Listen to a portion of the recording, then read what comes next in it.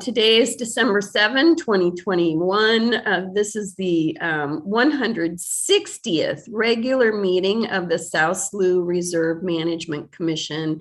Welcome to all of you and welcome to all of our guests viewing our exciting meeting on YouTube, because it is exciting. We have a lot going on here at the South Slough, and we have just made headlines lately with all of the good press of the things that we're doing there. So I'm very excited to share all of that with you today. Let's go through our introductions first. I'll go around the horn with the members of the Management Commission. I am Vicki Walker, the chair. I do see that we have Chief Brainerd. Do you want to introduce yourself? Good morning on this day of infamy, December 7th. Oh, yeah, darn it. I thought of that when we scheduled that, and I thought, wow, should we schedule it for this day? But we can honor this day and conduct business. So thank you, Chief. And thank you for continuing to serve. Chief Brainerd's term has expired on the commission, but he continues to serve until a reappointment is made. And we are making progress. So I'll have Bree talk about that a little bit later. All right, let's see. Maya Watts, are you with us? I am. Hello. Good And to see you all. Good morning. I got your names pronounced correctly this time? You absolutely did. Oh, awesome. All right, let's see. Chris Wall. Chris, are you with us? I do not see her on the screen. All right, Bob Cowan. Hi, Bob Cowan, Director at the Hatfield Marine Science Center. Happy to be here. And happy to have you. Let's see, who else do we have from the Management Commission? I saw some, oh, John Burns is here as our newest member. Good morning, John Burns with Port of Coos Bay. Very nice to have you. Trent. Good morning, Trent Hatfield, Education, Bandon High School. Awesome. And am I missing anyone else from the Management Commission? Okay, Bree, it looks like we have a quorum. So we will get started. Go back to where we are next. Let me have everyone else who is not a member of the Management Commission introduce themselves, so we all know who we are on the screen. We'll start with Bree. Good morning. I'm Bree Adnock. I'm the Reserve Manager at the South Slough Reserve. Rebecca. Morning all, Rebecca Muse, Operations Manager at the Reserve. Oh, Chris Wall needs the Zoom link, so I'll let you take care of that. Sabra.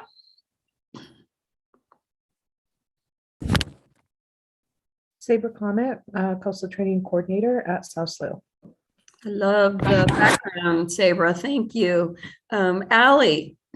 Good morning, Allie Helms, Estuary Monitoring Coordinator for South Slough Reserve. Good morning, Jenny. Morning, I'm Jenny Schmidt, the Watershed Monitoring Coordinator. So I'm with the science team at the South Slough. And that's South Slough in your background, as well as it was for Allie. Great, thank you. Jamie. Morning, I'm Jamie Bellinger, the Education Coordinator. And Christine. Christine Moffett, Friends of South Slough. Awesome. Sean. Good morning, Sean Schooler. I'm the Research Coordinator at South Slough. Let's see, Mallman. Come on, what's that? I'm the mall man. Yeah. Mike Allman, I'm the maintenance foreman out here at South Slough. Oh, that's funny. So that's what your name spells out to when you're on screen. That's funny, Mike. Okay, and then let's see. Did I miss anybody? Christine, did I get you? I did. Okay, Alice. Alice Yates, I'm the stewardship coordinator at South Slough, and you also have Ed on the call that. Okay, great. And then Catherine, the woman behind the minutes. Administrative assistant. Thank you, Catherine. All right, did I miss anyone? It looks like I got everybody. Okay, terrific. We'll move on to a review of the minutes. Those of you on the commission, I'll need your vote. Those were sent out in your packet by Catherine. That was the meeting minutes from July 15, 2021, and I reviewed them last night. And I did say in the minutes that our next meeting would be a live meeting, but that was long before we knew that we were here with COVID for a long while longer. So we are once again appearing by video. I see Chris has joined us. Thank you. Good morning, Chris. So I will take a motion to approve the minutes. Motion to approve the minutes. Second. Good, thank you. All those in favor say aye. Aye. Aye, good. All those opposed? All right, minutes are approved. Thank you. Okay, and next on our agenda is time for public input that we have each time we meet. I don't see anyone here from the public. Bree, do you have any notification of anyone from the public? We do not have anyone from the public on the call. We did receive a letter in relation to agenda item 1, so I can address that. I'll include that when I go through that agenda item. All right, thank you. Okay, so we will move along to agenda item 5, which is old business. And you have some information to share with us about the land acquisition update. So Bree, take it away. Sure, I'll just provide a brief update. You all are aware that we were working to acquire 1.14 acres at the entrance of our visitor center, and that is being funded by a grant from NOAA as well as matching funding from the Friends of South Slough. And we have closed on that property and it is now under our ownership and management. So just wanted to provide everybody with an update on that. We're very excited. The next steps are planning out what will happen in that area to make it a very welcoming and exciting entrance for visitors. That's awesome. And I really want to thank Bree did kudos at our staff meeting yesterday for the department, thanking Clara. I actually think it was, I think he did that, and also Chris Parkins, because of Clara's work on getting the appraisals done and all of the things that were necessary for that, as well as our DOJ partners who review everything. Every word in every sentence, which is good, but it does take a long while to get some of these things done with all the reviews. But if we didn't do that, we would not be doing our fiduciary duty. So thank you, one and all. All right, we will move on. Any questions about that before I move on? Okay, great. I'm going to move on to new business and presentations. We have a lot of great stuff to hear about today.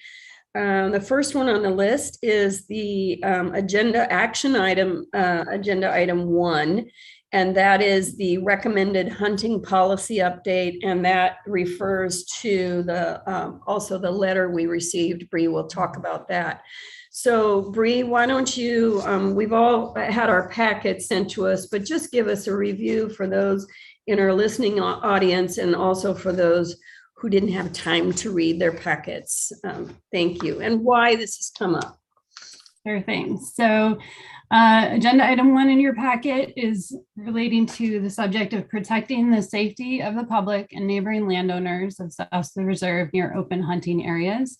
And the issue at hand is whether the commission should prohibit hunting within 100 feet of private property, excluding commercial timberlands, and approve the updated hunting map reflecting this policy. So the authorities are listed in your packet agenda item. This is well within the Management Commission's authority. And I'll just provide a brief summary of the issue. So first off, I do want to note that the South Slough Reserve acknowledges the importance of its lands to the hunting community and provides over 5,000 acres of land for Coos Bay residents and visitors to hunt wildlife. The reserve also has a responsibility to protect the safety, health, and welfare of reserve visitors. And we recognize the value of being a good neighbor to our surrounding landowners. We do have a hunting map that was last approved by the Commission on July 16th, 2020. And this is a map that identifies areas where hunting is allowed, as well as areas that are closed to hunting. And it also outlines specific restrictions related to hunting on reserved lands. The map is posted on our website, and we share it with the Oregon Department of Fish and Wildlife so they can include it within the state regulations. And we also provide the map to the Oregon State Police to aid in enforcement efforts. The reserve is surrounded by a mixture of land ownerships and uses, including private residential and pasture lands, Coos County forest, and commercial timberlands. And so for boundaries that abut private residence and pastures, hunting can pose a significant safety risk to those neighboring landowners and livestock. So in order to protect the safety of our neighbors and hunting community, reserve staff are recommending that the Management Commission prohibit hunting within 100 feet of private property, excluding commercial timberlands that may permit hunting on their lands. This issue came about earlier this year when I was contacted by the Oregon State Police and then by a hunter shortly after that, asking for clarification on our boundaries in the Hayward Creek area.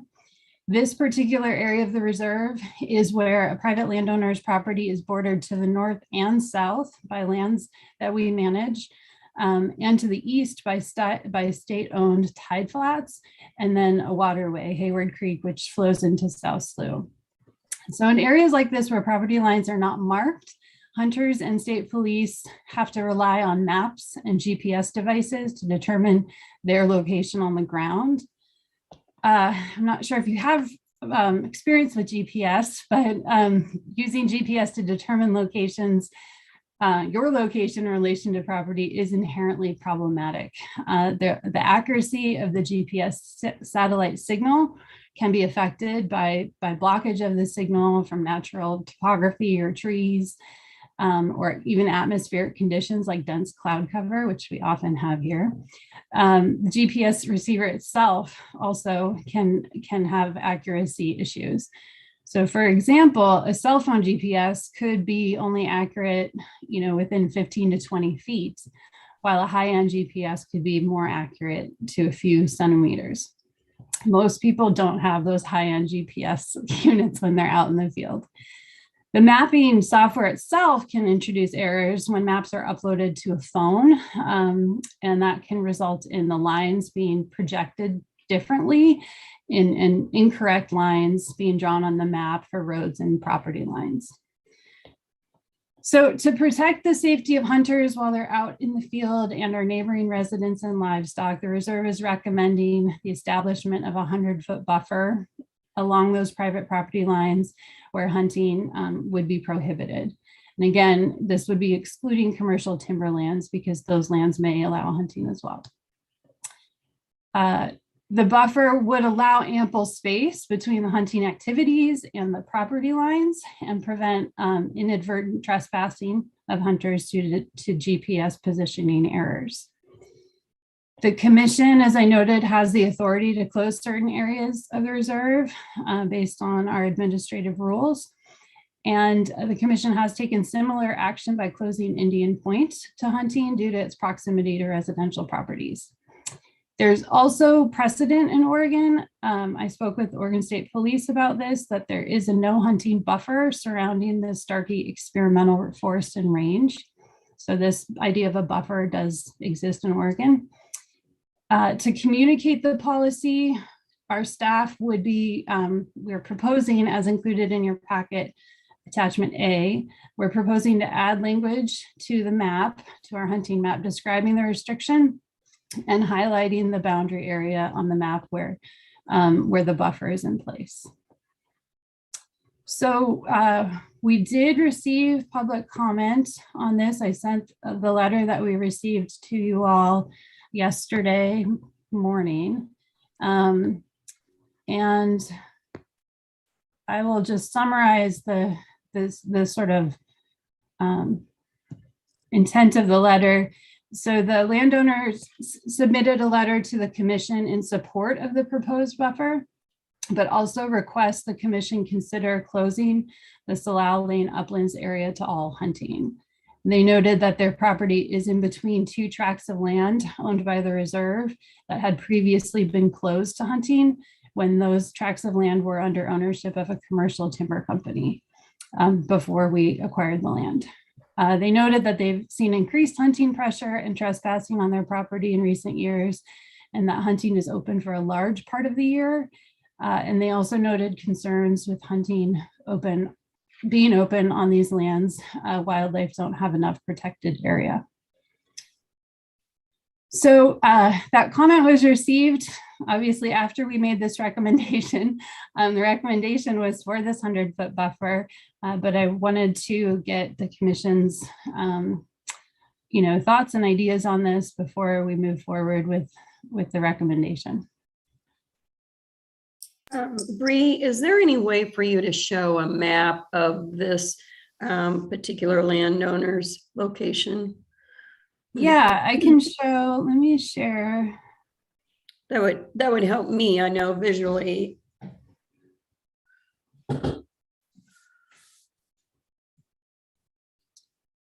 So this, are you all seeing this? We are. Okay, oops. So this is just zoomed in straight from our hunting map. This property owner is in this area, if you can see my arrow. Mm-hmm. Hayward Creek. Hayward Creek area, yeah. And then the green north and south is what we call the Salal Lane Uplands. Those were acquired by the reserve, I believe in 2011.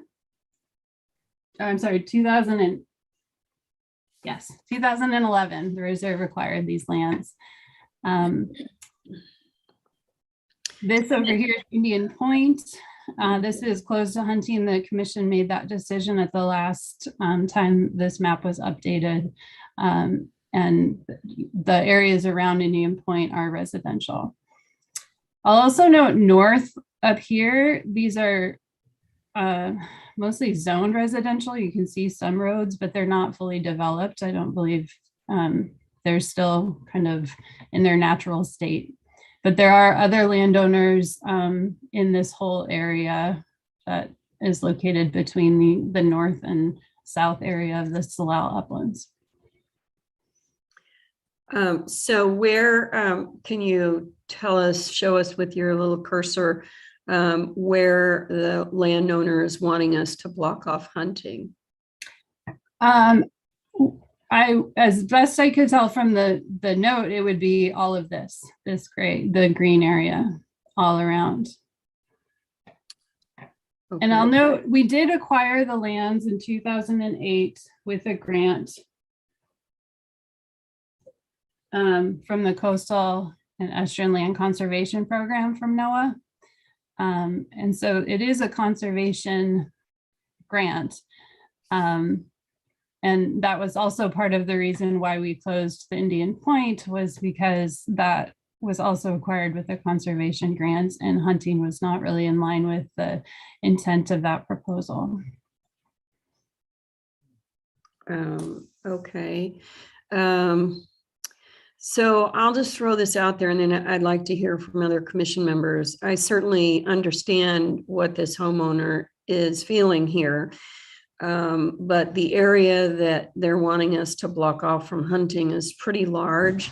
We have not noticed that, to give other people an opportunity to talk to us about it, either by letter or in person or on Zoom. So I feel like doing that sua sponte without any conversation with anyone else would not be appropriate. We can put it on our agenda for our next meeting. I do believe it's hunting season right now too.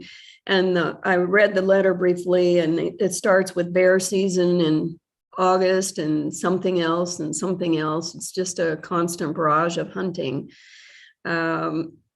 So we could try to have an additional meeting like we have done before, if we feel that we want to do that. So let me throw that out to the commission members and ask for your opinions about this problem. How many landowners does that encompass there? That's a good question, Chief, and I don't know if Bree can answer that. I don't know off the top of my head. I would have to look into that. I will note that there are property owners in this whole area as well as this in holding down here. And that was part of the reason we put the buffer proposal out here, is because these folks are pretty much bordered all around. But we can provide more information at a future meeting on the number of adjacent private properties that have landowners. And I think if we go forward and propose something, all those property owners would need to be notified. So how much acreage is this out of the total 5,000 that's available? The as best I can tell right now, it's 435 acres is this full area in green. Okay, so it's about 10%. Alice did send a note in the chat that we would only be blocking 100-foot buffer. Is that correct? We're just talking about the buffer where the red lines are. We're not talking about blocking that green shaded area. The proposal that we brought to the commission today was for the buffer of 100 feet, but given the public comment we received, I think that's what Chair Walker is trying to gauge input from the commission if we want to consider closing the whole area. Not at this time, but at a future meeting. Right. Thank you for clarifying. Yeah, so that red line you see is the buffer that we would propose all around those properties. And then the conversation that would take place at a later date, if the commission would like us to go forward to investigate that, is to close the entire amount of acreage there, which is a pretty big parcel. Apologies for being off video. My internet was getting jittery, so I'm doing this so I could hear all of you better. Question about, is there any medium, and I still agree with what you're saying, Vicki, about wanting to kind of scope this more before committing to it, since no one else had a chance to comment. But I do recognize the next time it would be on the agenda is a fairly long ways with several hunting seasons in between. So I feel bad for the person who did comment if that's the approach we take. But my question is there an alternative from closing that entire area to like where the residences actually are? And is there a way to close, larger buffer or close the area near the residences and actually have that be followed, adhered to? Or is it really just easier to close? Or is the option only really to close that whole large area? So are you, and I see a couple of hands up, we'll get to those in a minute. Are you suggesting that around the residential area that the buffer be expanded to like 200 feet? Or if you're closing off lands to hunting, can it really just be near where the residences truly are located on those properties versus the entire area? Okay. All right. That's a good comment. I see Bob and then Maya and then Rebecca. Yeah, so I'm going to comment on the 100-foot buffer. I think the other issue certainly needs a lot more public comment if we're going to talk about closing the whole thing, or what Chris just suggested. But I find where I've lived, 100 feet is really not very much. It's halfway across most, a house It's like the length of a house, really. And 95% of the hunters are really good, but there's that 5%, and I've had them shoot right through that into my property. And, you know, I don't think 100 feet is enough. I think we might resolve some of this if we were looking at, particularly around the edges of residence, at least 200, maybe 250. That would give, I think, a real meaningful buffer. Thank you for that, Robert, because I was trying to figure out how much of how long 100 feet is, and it's not that long. My driveway is 90 feet. Yep. And a bullet can certainly travel, a bullet or an arrow can certainly travel that far, if not farther. Okay, Maya and then Rebecca. Yeah, I was kind of going to, what Chris said kind of aligned with what I was thinking, is that, is there some way to really target and even map on here where the residences are so we could get a better idea if there's a way to not close off the entire thing, but either increase that buffer significantly, as Bob said, or, you know, have chunks of this out that would provide a much larger buffer for those residences. Because I agree that 100 feet isn't really that far on the scale of things. Okay, thank you, Maya. Rebecca? I just wanted to clarify actual hunting seasons, because I have a feeling we're kind of at a point in the year that delaying this decision to the next meeting would be fine. So the hunting season, the majority of hunting seasons in our area happen from August 1st through the end of December.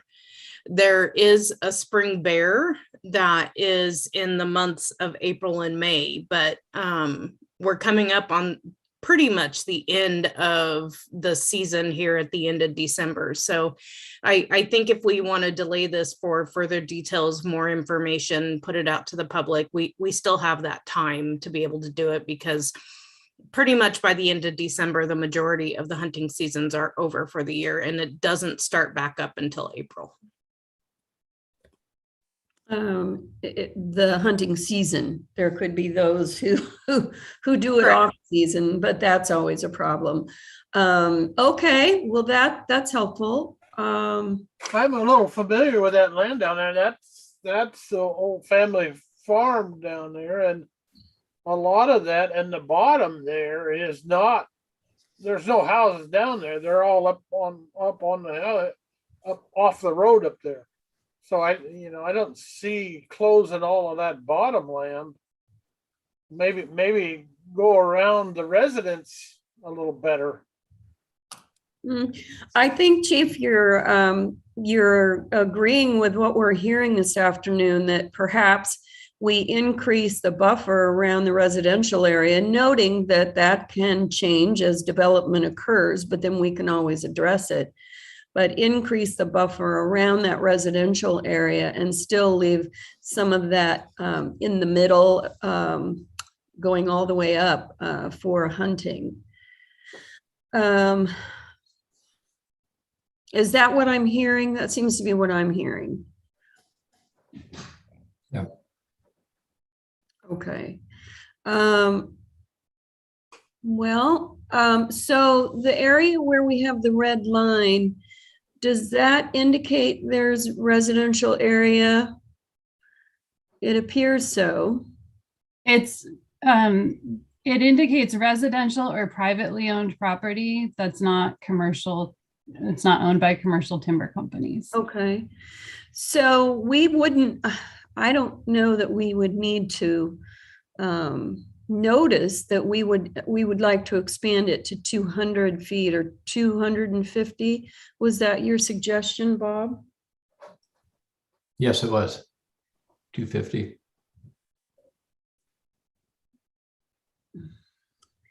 Well, I think that distance might meet a lot of people's interest in that, instead of closing the whole thing. I think I agree with that. I'm just sitting here wondering if we need to renotice this because we want to expand it to 250.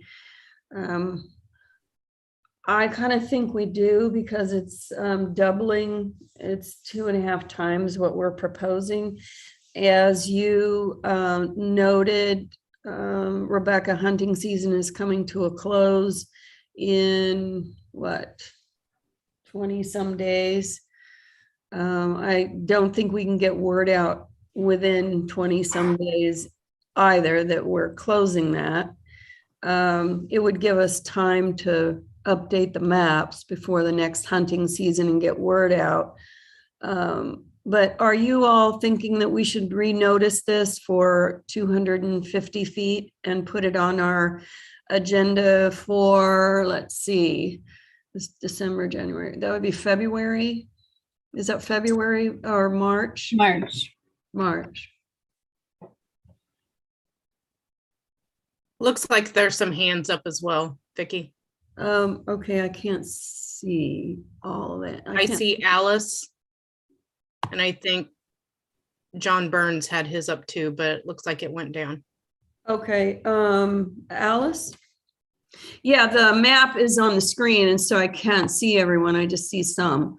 John, your hand is down. Alice, did you have something additional? Yeah, thanks, Vicky. I just wanted to remind everyone that it's a 100-foot buffer around our trail system as well in the areas that are outside of so the orange shows our close to hunting, but we do have some trails in the green zones where there's a 100-foot buffer along those trails.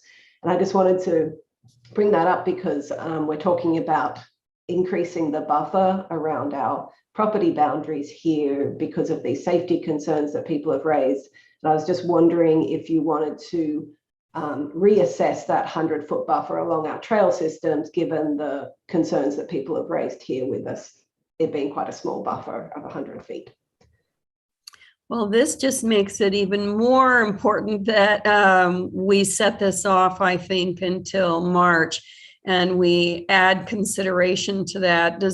Do members of the commission want to add that into the conversation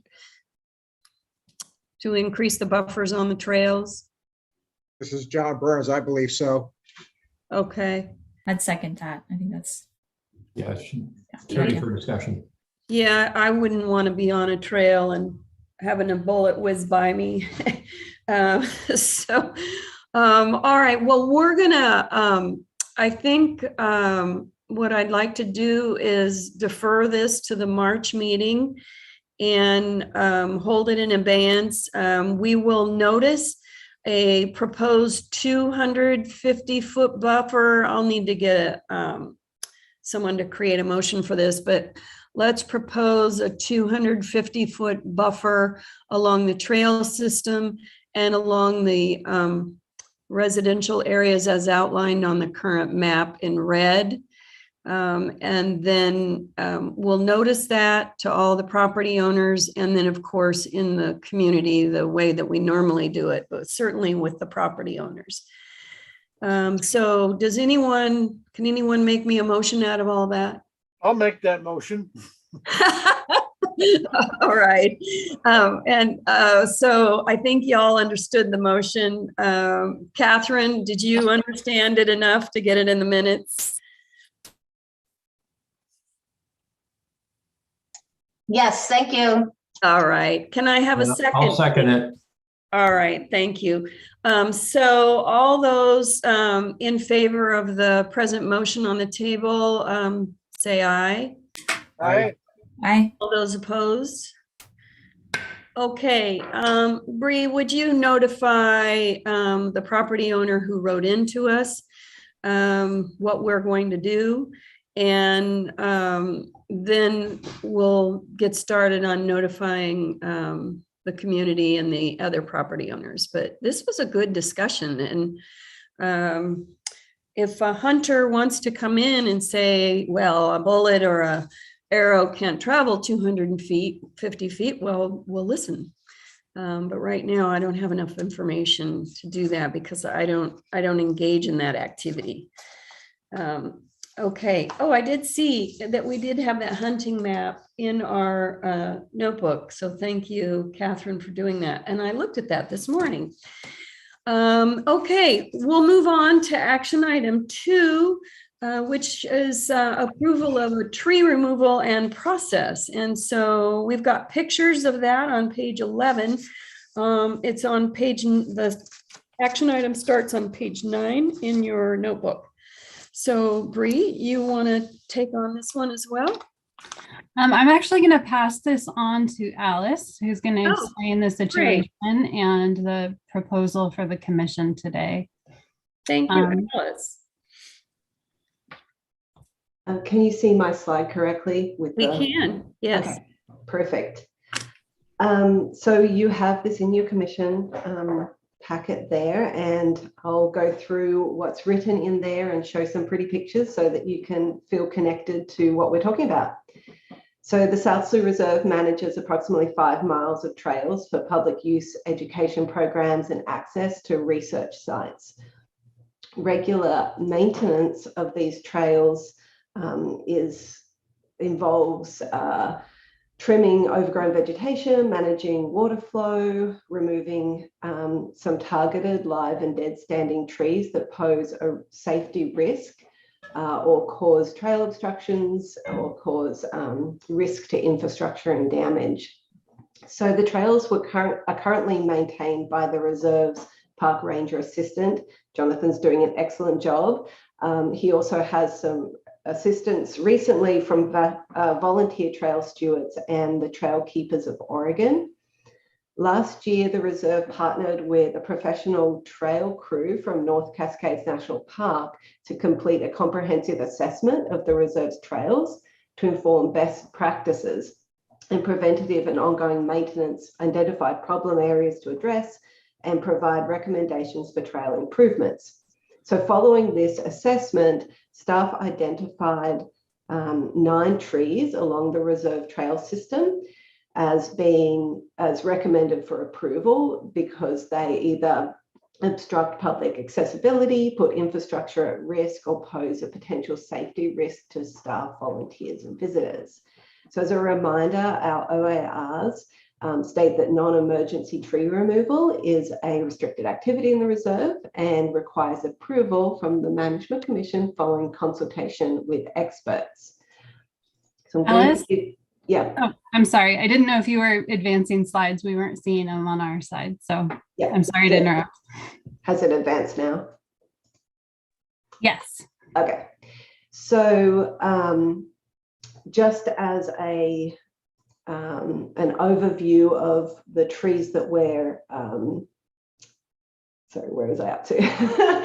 Okay, so we are requesting approval from the Management Commission to remove 9 trees along the reserve trail system. The trail species include red alder and cascara, which are both fast-growing and common species. All trees along the trail system are within areas that have been approved for soil disturbance using hand tools by the Tribal Historic Preservation Officers of the Coquille Indian Tribe and the Confederated Tribes of the Kuzlaw, Umpqua, and Siuslaw Indians. The Tribal Historic Preservation Officers from the Confederated Tribes of the Siletz Indians were also contacted regarding soil disturbance in this area, and no concerns were expressed. So just to give you kind of a picture of this, we've identified 6 trail obstruction trees, and this is within the zone recommended by those trail experts as being problematic for accessibility. You can see some examples here with Jonathan and Sophie, our new AmeriCorps position. So 2 are a potential risk to infrastructure. You can see on the left here, this tree is slowly leaning towards the railing on this little footbridge here. And as it leans, it's going to put pressure on that bridge. And then the one on the right is leaning directly over the trail, which is a potential safety risk and a risk to the bridge underneath. At the moment, these are both living trees and don't cause immediate safety risks as far as we can determine. And then public safety, this is a snag, a standing dead tree. that is immediately above the trail in an area that has been identified for some improvements and work, and staff don't feel comfortable working underneath this snag using hand tools. And so just to sort of give you some perspective, in 2021, the reserve spent over $6,000 in bridge repairs, some of which could have been avoided with strategic tree removal in these areas. So in addition to these 9 trees that we're requesting approval to remove, we would like to talk about the proposed approval process by which the staff can go about documenting and requesting approval for these trees. So the process that we're recommending is documenting potential problem trees throughout the year using a data collection application that I've created and we've started using. This identifies the location, the species, the concern of the tree, and then bring any safety concerns to the reserve manager for immediate action. And after those are taken care of, a high priority, compile a list of trees to be reviewed by experts.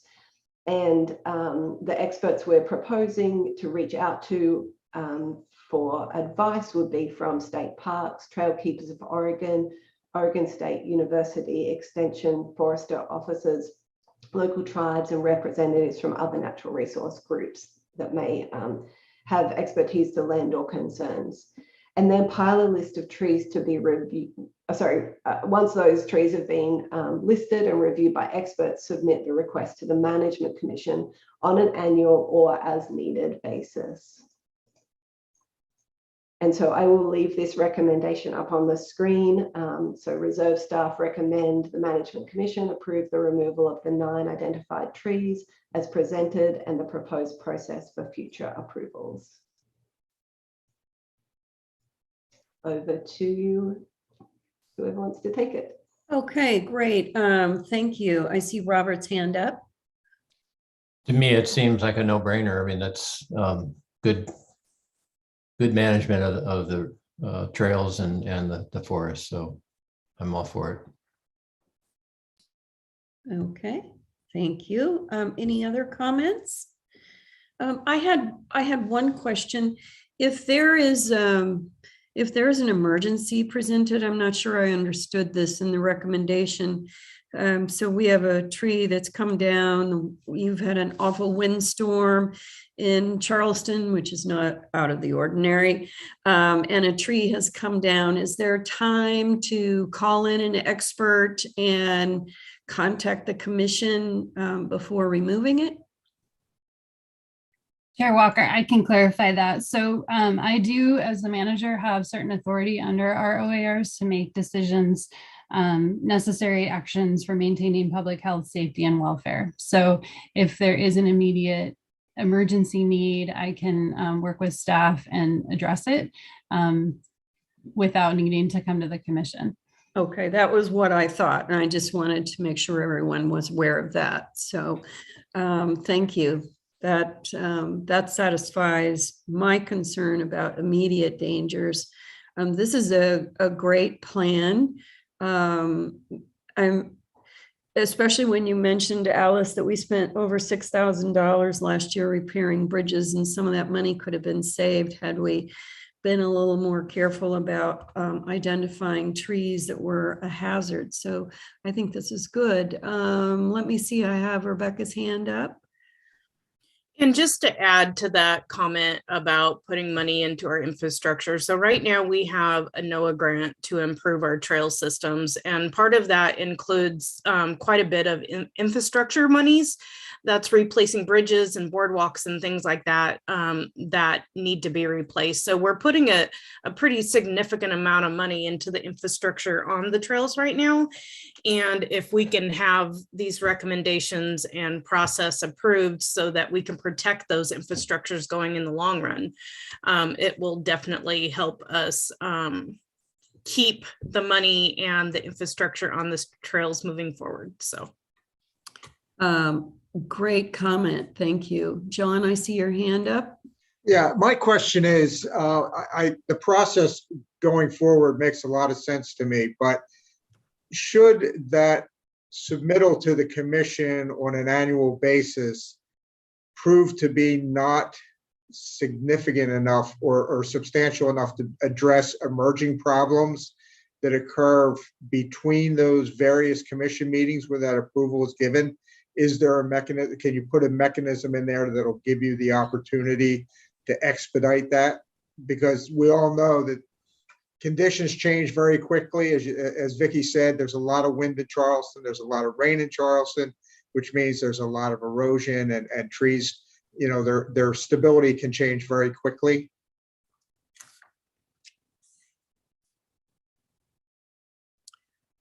Bree, can you respond to that? Sure. Yeah. I think we can definitely be adaptive as conditions change over time. So I think the plan was we didn't want to come to the commission every meeting with recommendations if we could wait some time for it. So I feel like if an immediate need happens, that's within our authority to address. We'd like to plan on an annual basis, but if we need to come to the commission earlier, we will. And we have, John, we have been known to have emergency meetings to discuss items that come up and can't wait for the next meeting. It doesn't happen a lot, just to let you know as a new member, but we have done that before. I appreciate that. Thank you. You're welcome. Rebecca, is your hand up for further comment or you've not taken it down? Yeah, it's still up.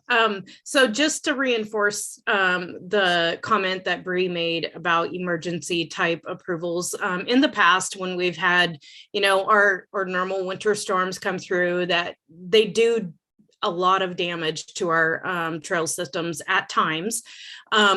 When there is a tree or a situation that is a hazard to the staff or to the public, Bree has been awesome about either approving or saying, no, that doesn't necessarily, mean an emergency. Let's move it on to the commission. So I think the current process that we have in those emergency type situations, storm situations, currently work very well for getting those things approved through Bree.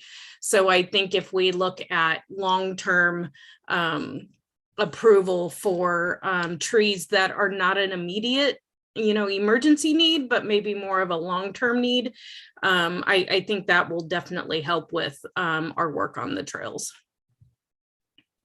Okay, great. Well, this has been a good discussion. I really appreciate the staff taking the initiative. Some of those trees look pretty dangerous. We'd have a serious safety issue if one of them fell down and someone got injured. So let me go back. On the screen is the recommendation from the staff. Reserve staff recommends, whoops, it disappeared from the screen. It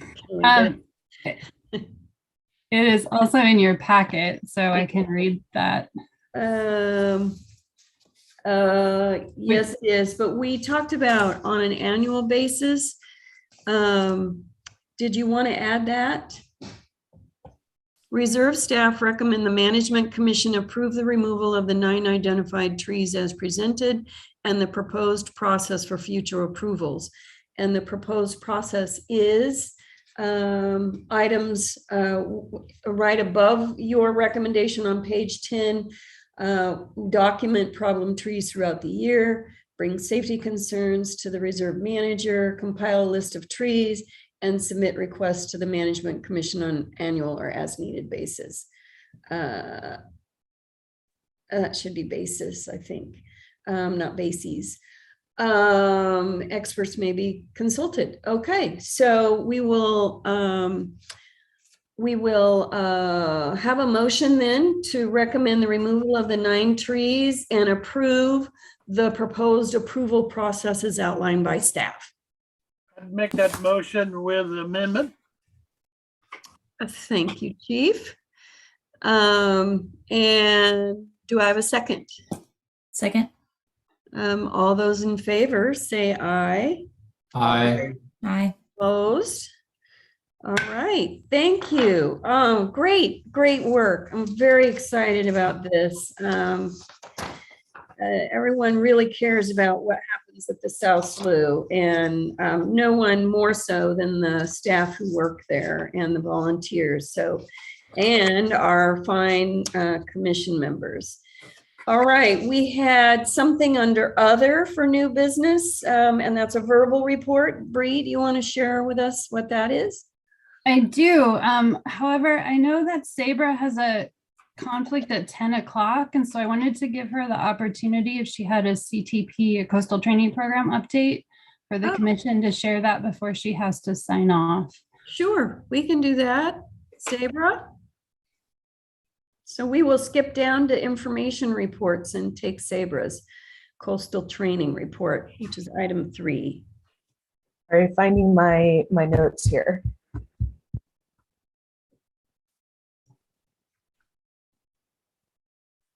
Okay, so as I'm sure a lot of you know, the coastal training program is required by NOAA to complete at least 5 trainings per annual cycle, and 2 have been completed since my last update to the commission.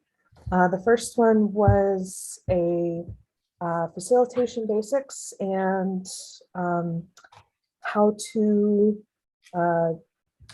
deal with disruptive behaviors during meetings training back in July. And this was through Digital Coast. It was specifically requested for the facilitation team on a NERR's collaborative science project that I was helping out with. That was conducting a couple focus groups around perceptions and priorities of stakeholders around marsh restoration.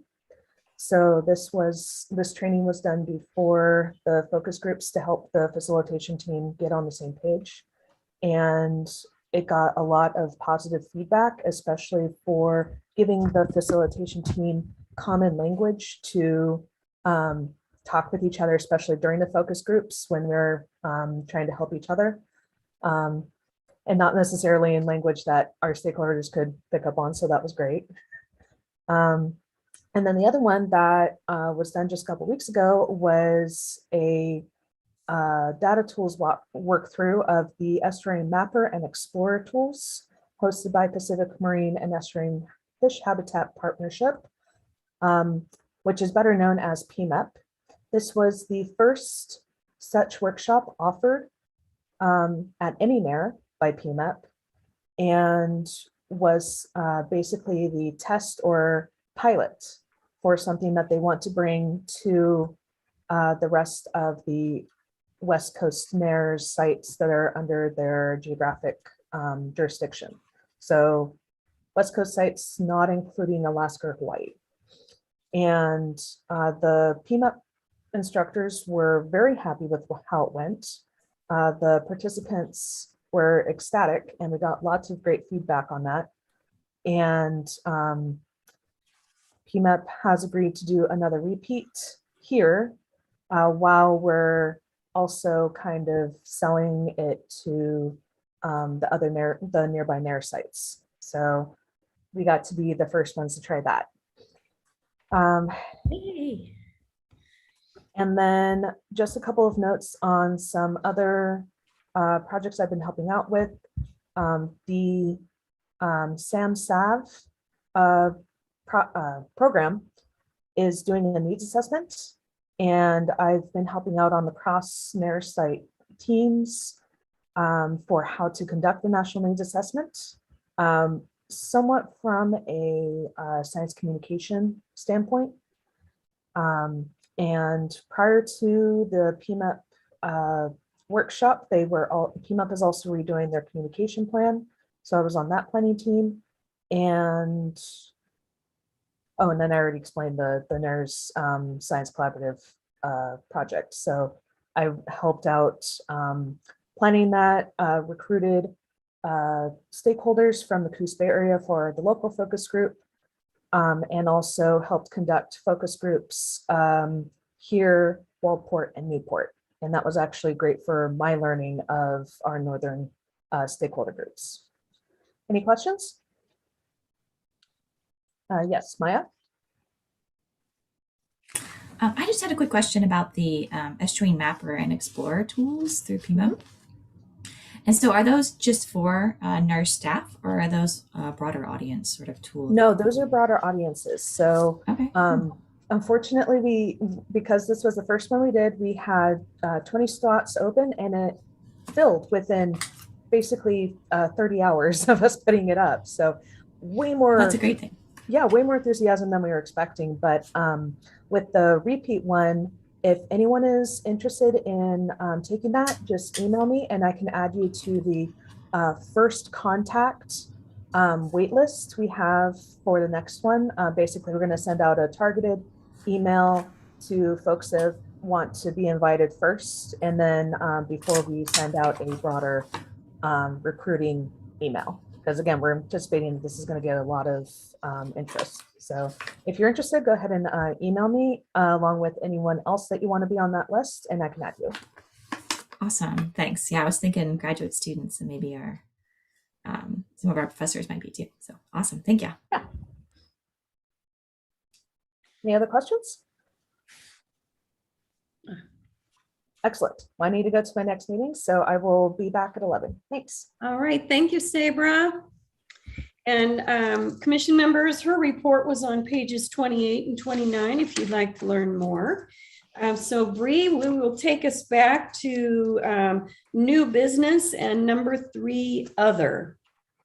Great. So I have 3 items to share with you today, a couple brief updates and one reminder of a property that we've talked about in the past. So for my 2 updates, I wanted to let the commission know that we are starting a 312 evaluation. And so what this is section 312 of the Coastal Zone Management Act has a requirement that NOAA evaluate every reserve every 5 years. And we've begun the process for our 312 evaluation covering the last 5 years. So roughly October 2015 through September 2021. Part of the evaluation process is getting input from our stakeholders and our partners. So I've sent the evaluation team a list of those folks who've worked with us on projects in the past, who are interested in our work, including commissioners who served on the management commission during that evaluation period. So NOAA may be reaching out to some of you during this process, and I look forward to sharing the results of our evaluation at some point next year at a future meeting. Awesome. I hope we still stay in the top of NOAA's impression of us being a great NERR in the system. I am confident of that, Chris. All right, what's your second item? The second item is also it's another large administrative task that we're all working on, and that's the update of our management plan. So this again is a requirement for our NOAA funding to have a 5-year management plan. Our current plan covers 2017 through 2022. So that's next year, but it typically takes about a year or 18 months to go through the full update of the plan. So we've begun with revising our strategic plan, and that's the plan that includes all of our overarching priorities, goals, and objectives for the next 5 years.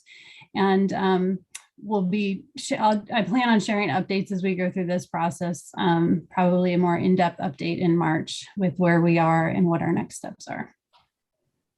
And I will say that the Department of State Lands is also going through a strategic plan update, and we will be having that presented to the land board next Tuesday, hoping to have approval. So this is a great time for the South Slough to have their management plan updated as well. Yeah, it's been really great timing to have these so close together, because we're able to make them more in sync and complementary than in the past. So it's a great opportunity for us. Okay, you have one more item? Yes. So my last verbal update, this is related to a property known as the Elwyn Deal property. This property is owned by Coos County, and it's adjacent to the southern boundary of the reserve. The property is located in the area that's been identified in our management plan as the highest priority for acquisition.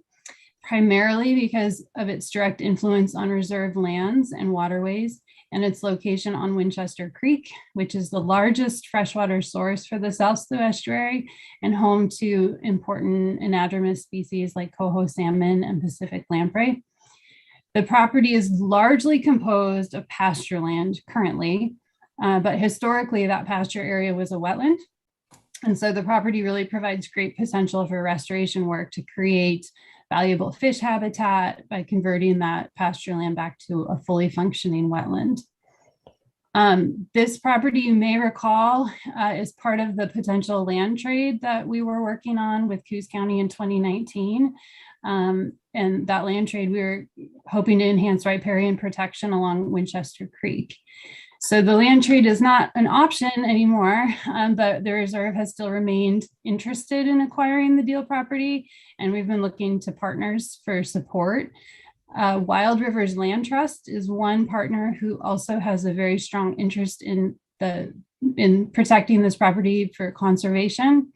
And so they've submitted a grant proposal to help fund the acquisition, and they're working on a fundraising plan to acquire the property for the reserve. So I just wanted to give the commission an update that although the land trade those discussions have stopped, we're still working to acquire parts of those of that land that we were originally proposing.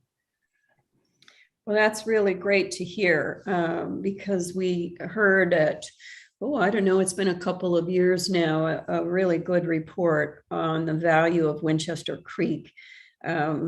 Chief remembers that too, because it's a salmon bearing stream, and all of the runoff that was going into the stream was really impacting the stream's health. So it would be nice to add this to our land holdings.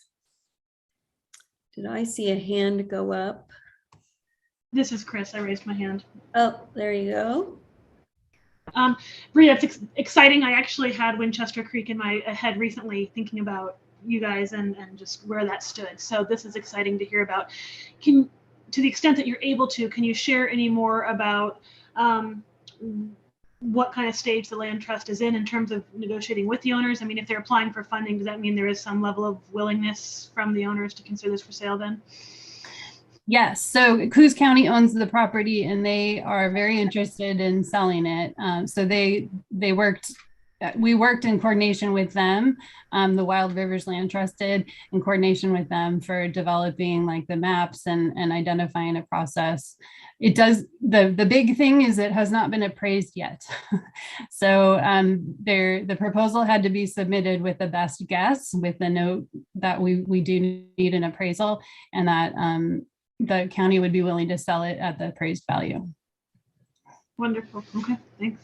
And whose responsibility is it to obtain the appraisal? It was written into the Wild Rivers Land Trust grant. So it would be that organization would be working towards it. Okay. Okay. Oh my goodness, this is so exciting. Okay. Any other comments on that? I can't remember how many acres was that? The property, the area that the county is willing to sell is a little over 50 acres.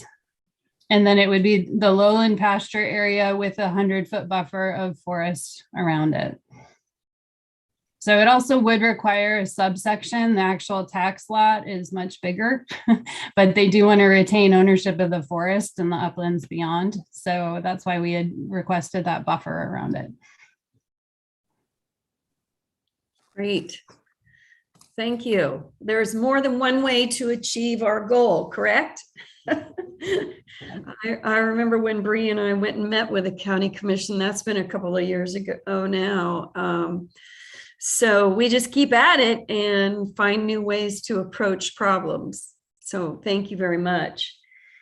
Okay, we come to an exciting part of our management commission meeting, and it's all of the information reports. I'm very excited about it because there's a lot going on, and the whole world is finding out about how wonderful we are.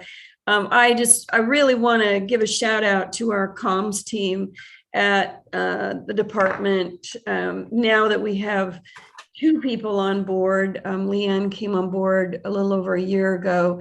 It gave our communications team an opportunity to expand and update the work that we do for all of our program areas. And Leanne has taken on the South SLU in her bucket and has done a great job of retooling our messaging and getting things out so that the public knows what we're doing. And we've had a lot of press in the last year over the things that we have accomplished. So I really appreciate it and just can't thank you enough. And the Friends of South SLU have been an integral part too of what we're doing. And so I'll be looking forward to Christine's report.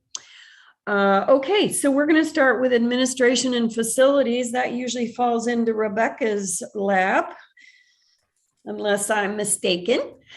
Nope, you're correct. All right. So we've just been kind of plugging along.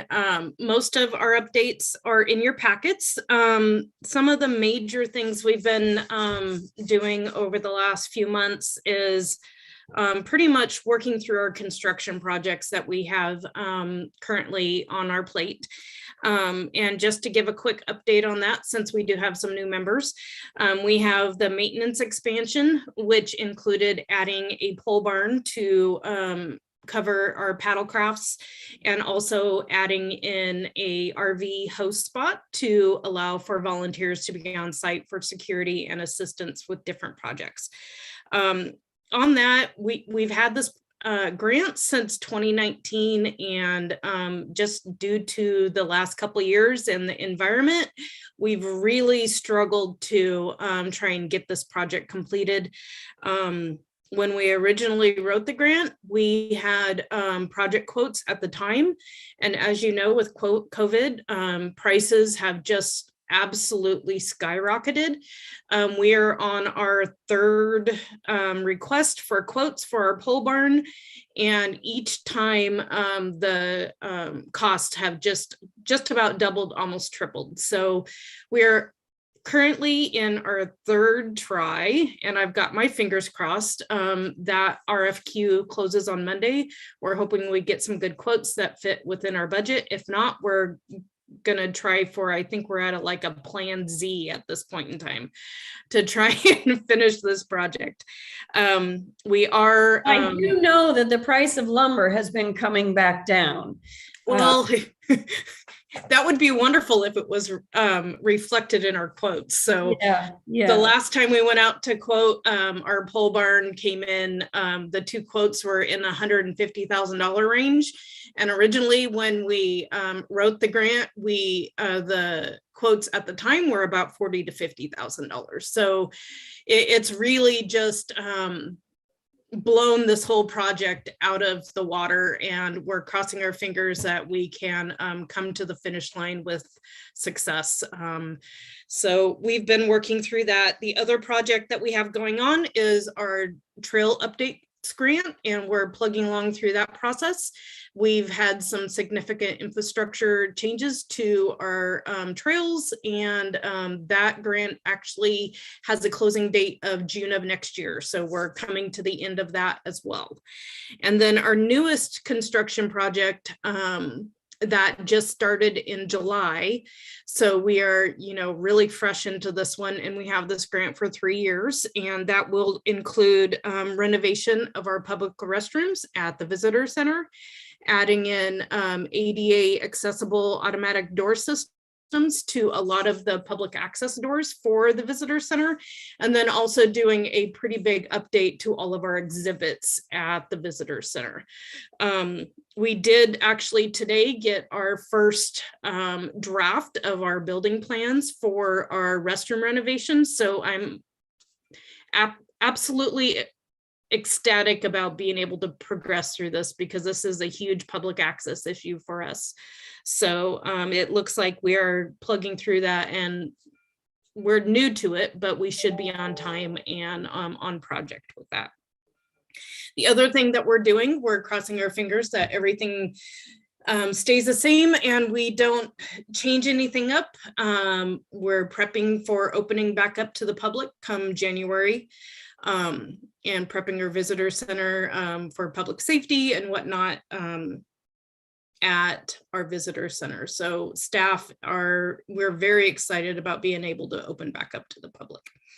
So that's pretty much my update. Bree, did you have anything else to add? No, thank you. You covered it all. That's all I have, Vicki. All right, thank you so much. Always a lot going on. And yes, I think there's a lot of folks hoping your visitor center reopens, and that restroom revitalization project is going to be awesome. I don't think there's as much of a price increase on concrete right now, but there could be now that the infrastructure package has passed and everybody wants to build. So we'll have to wait and see on that. All right, we have our education update, and let me pull to that. That is on page 19 of your notebook, and Jamie is going to share that with you. Yeah, great. I only have a couple of things because I think you all know education has been different the last couple of years and maybe not quite as busy as usual. I'm going to interrupt you just for a minute because it has been different, but you got kudos at our staff meeting yesterday from the Coos Bay School District for work that you have done with a former commission member, a school teacher. And so I just wanted to thank you for your work and getting someone to write in and say how wonderful our program and you are. So thank you. Sure. That's Jamie. Jamie, he's pretty wonderful, really. I think he is the impetus behind that. And there were a lot of other partners too. But it has been great. It was great to get to do what we love to do again with that workshop.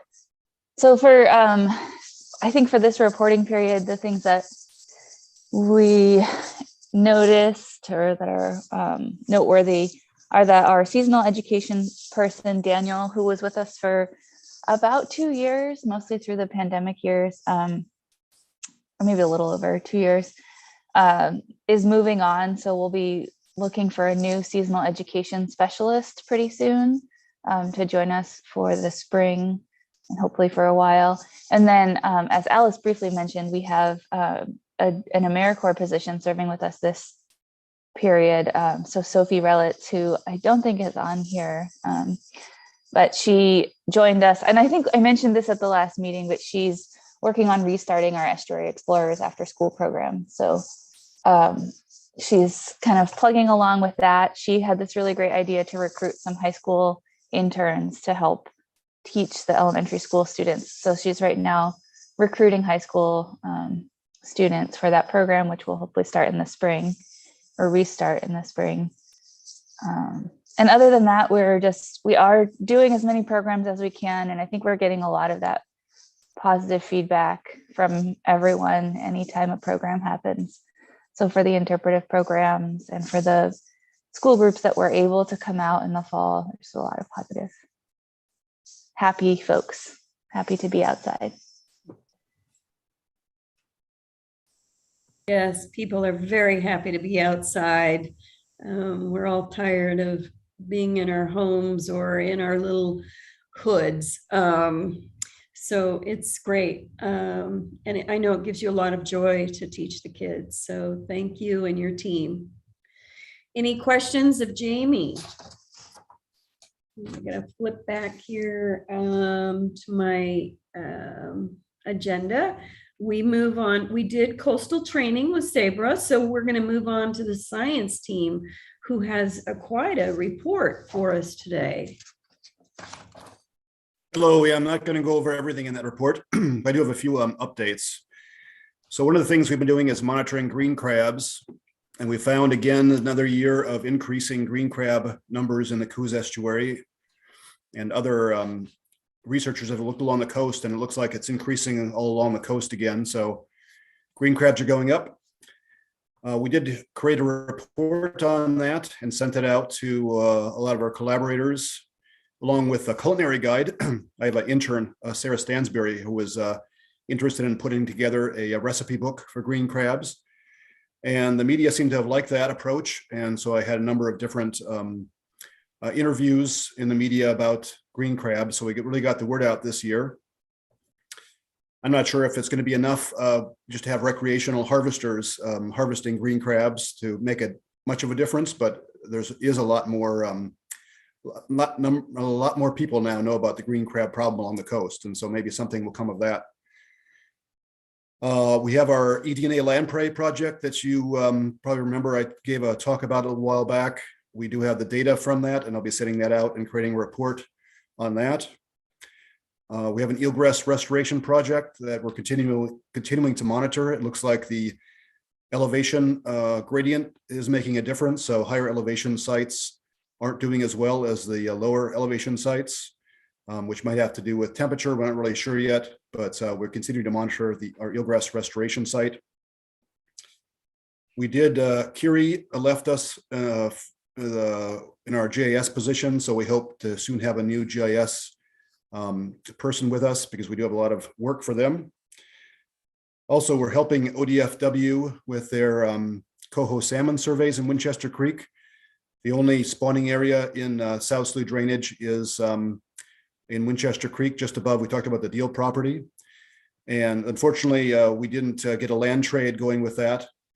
But we are helping ODFW. I believe they are still not allowed to go through the county forest themselves to do the monitoring, but we're helping out with that.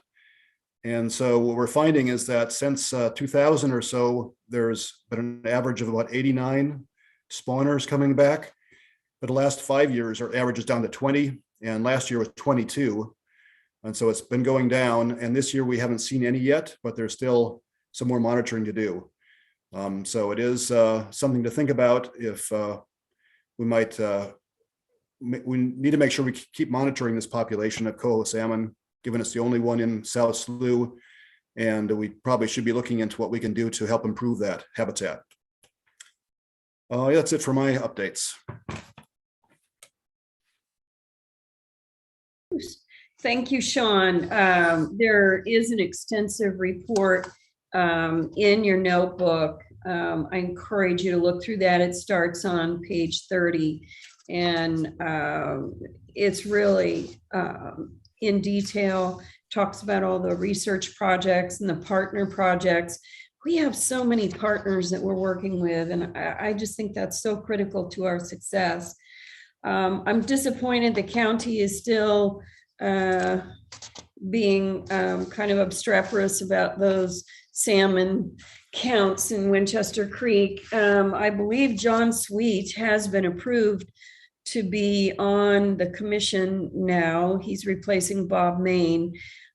He's not with us John is not with us today, but when he gets to the commission, I'm gonna have a conversation with John and see if we can stop having the county have this feud with ODFW. It's silly. So Bree, I see your hand is up. I was just going to actually go back to the green crab stuff to make sure the commission was aware. Sean mentioned the interviews he's done. He's done some with local and regional reach, but he's actually done a national NPR interview. And we received word from colleagues on the East Coast in Maine who sent congratulations for hearing the interview and the great work that was being done here. So I just want to make sure the commission knew that this is beyond just our little area of the country. This has some national reach and some national importance. And so congratulations to Sean for doing that and having that reach, and to Leanne also for helping make that all happen. You're correct. And I think, as I told Bree when she was drafting the news release, I said, this culinary guide is going to be the ticket to get us some publicity, because it was a great guide. It showed you in color how to trim the crabs, because they're kind of tiny. It's like do you really want to take the time to try to eat these things? But they showed you how to do it. And I thought it was pretty interesting. And then the whole story of saving the Dungeness crab by eating the other crab was a pretty good angle. And I think, Sean, that's what was grabbing people for all those interviews. Isn't that correct? Yeah, I think it was that it gave an interesting side to the story that the media liked. And I think that was why it got such large response. Yeah, and sometimes, you know, the scientific part, the science has to be drilled down to something more everyday that people can understand, and then they'll delve into the science aspect, which is hard for a scientist, you know, because that's what you love and that's what you study. But to help people understand it, sometimes you have to bring it down to a level that they see every day. And the culinary guide was great. And remind me which SSNERR developed the culinary guide, because it wasn't us. It was a New Hampshire Sea Grant, I believe, was working on that. Great. With some reserves on the East Coast. Yeah, and we did give due credit to those folks. So yeah, it's listed in there. Yeah. Okay, thank you. And just to make a comment, so Jenny wanted to clarify that ODFW and Coos County were coming to an agreement for Pat Burns of ODFW to continue monitoring, but it was delayed, and also Pat got hurt. So it's, I guess I don't want to say it's, it may be coming soon. Okay, so they are coming to agreement. Thank you, Jenny, for sharing that. That's good. That's good progress. If they want one particular person from ODFW, that's fine. I don't care. It's just kind of silly the way that developed into some antagonistic conversations. Okay, great. I'm glad to see that's changing. And thank you, Sean, for additional information. Okay, let's see. Where are we? Stewardship. Alice. Thanks, Vicki. You're not sick of hearing me talk yet, are you? No, I love hearing about it. So you can find all of Alice's work on page 42. Thanks. I guess I just wanted to, there's a lot of detail in the report, as Sean said.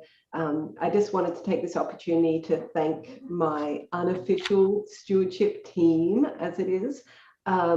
We have Jonathan Forth has been training our trail stewards. He's trained 11 trail stewards. These are volunteers who are looking after our trails under the guidance of Jonathan, and also working with Trail Keepers of Oregon. I really appreciate all the work that they're doing to keep our trails looking beautiful and safe and available and accessible. So the trail stewards have logged over 150 hours so far on maintaining our trails. So I would like to acknowledge that and say thank you. And then we've also had a lot of other stewardship activities being completed by volunteers as well, over 300 hours in the last reporting period. And these sort of activities include pulling invasive species, also helping me survey forest plots, monitoring a tall wheatgrass experiment that we have, looking at whether or not this is a problematic plant that's established out of Bull Island, and a lot of other stewardship related activities. So I really appreciate Jonathan and our volunteers, and also Deborah Rudd, who works really hard in sort of getting the word out there about stewardship in the reserve and organizing these volunteers and events. So I really appreciate that. And I also just wanted to remind everyone that we have some upcoming implementation of the forest restoration work in the Wasson Valley. So this is some variable density thinning work that was approved by the commission a couple of meetings ago. I can't remember the exact date. And we approved that plan, and just wanted to give you a heads up that that's moving forward. We have US Fish and Wildlife Service funds to start implementation of that. And we're looking to do that in the spring, early summer of 2022. And that's it, unless people have questions. Yeah, I was looking at I remember reading this last night. This was in my nighttime reading last night. The trash and marine debris, you have staff and volunteers continuing to go out. You call them the Nerdle Patrol. Do you want to talk about that a little bit? Absolutely. So these are small plastic pellets that people call nurdles, and for the life of me, I cannot figure out why they call them nurdles. I have asked experts, but that's what people are calling them. So Mission Aransas SSNERR established the Nurdle Patrol, which in response to some evidence of some very large spills of these nurdles during transportation. So this is where they're packed onto shipping containers and they've fallen overboard or they've been spilt in the shipping of them. What they're used for is in any plastic product that you might purchase, a new plastic product, they use these nurdles to melt it down in order to form the basis of that plastic product. And so that's how that material is shipped in these small nurdles. So Mission Aransas created this Nurdle Patrol, which is now being surveyed by volunteers and partner organizations all over the country, but then expanding globally as well. I keep an eye out on the map and dots are appearing all over the world, which is really exciting. So South SLU became an official partner of Nurdle Patrol, and then we worked to inform our Oregon coastal partners, such as Surfrider and a whole lot of other people who are already doing work on the beaches, to get involved, and a number of them have become partner organizations, and through that our volunteers and their volunteers and staff have been adopting beaches to do these surveys. And the purpose of the survey is to kind of establish baseline, what's out there at the moment, but then also detect any large spills that then can be traced back to individual factories or places that these nurdles are being created and shipped, where the spills, and hold responsibility for those spills. In some ways, it's a little bit like Sean's Green Crab culinary guide. Nurdle is kind of a fun little name. So people get excited, what's a nurdle? And then they realize how bad they are for the ocean environment. So that's pretty darn exciting, and that it's a global campaign. I did not know that. So thank you for sharing. And then I also see in that same paragraph, you talk about a social media campaign asking the public to not dispose of their garden waste on reserve property. So what's happening there? Are people not wanting to take their stuff to the dump and they just dump it on the reserve property? And what kind of garden waste are we talking about? Yeah, the reserve has continuing problems with people dumping trash as well as garden waste on the reserve property. Largely along Hinch Road is a real hotspot for it. Some was the yucca plant was dumped there as well. That was what you all worked to get rid of last year. And then also some laurel, which is also an invasive species. And I think the campaign was really targeting people to inform people that want to do the right thing and just don't know that this is a problem. And so dumping garden waste can lead to not only propagules of these plants getting established in the reserve, and then myself and my stewardship team and my volunteer team have to work really hard to control it and spend money on it.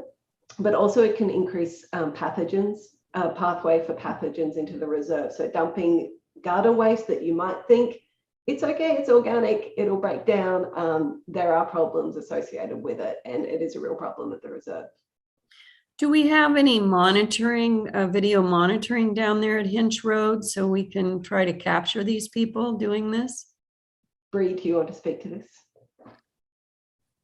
Sure. We are exploring that right now. We're trying some different locations for cameras. We don't have video camera capability at this point, but we are putting some just motion detection cameras out in different areas to see. And what I can say is we've actually learned a lot just in our short little pilot. I think like 150 people a week is kind of what we're seeing are accessing the reserve through Hinch Road, which is a lot more than any of us thought, as well as many people after hours, like 1 in the morning, 2 in the morning, late at night, going up and down Hinch Road. We do have a rule that using the reserve after like at nighttime hours or after dark is prohibited. So that's an issue that we've shared with the sheriff's department too, to let them know that this activity is happening.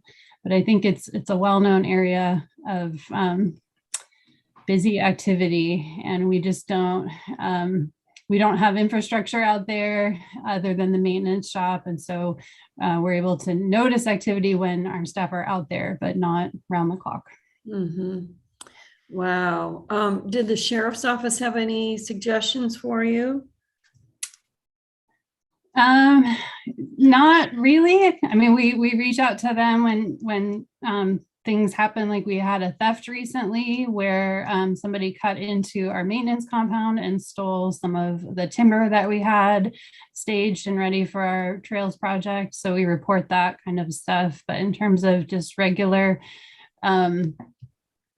surveillance, they're aware of the issue, and I think they do try to go out there when they are in the area, and they do try to increase some rounds in the area when they have time.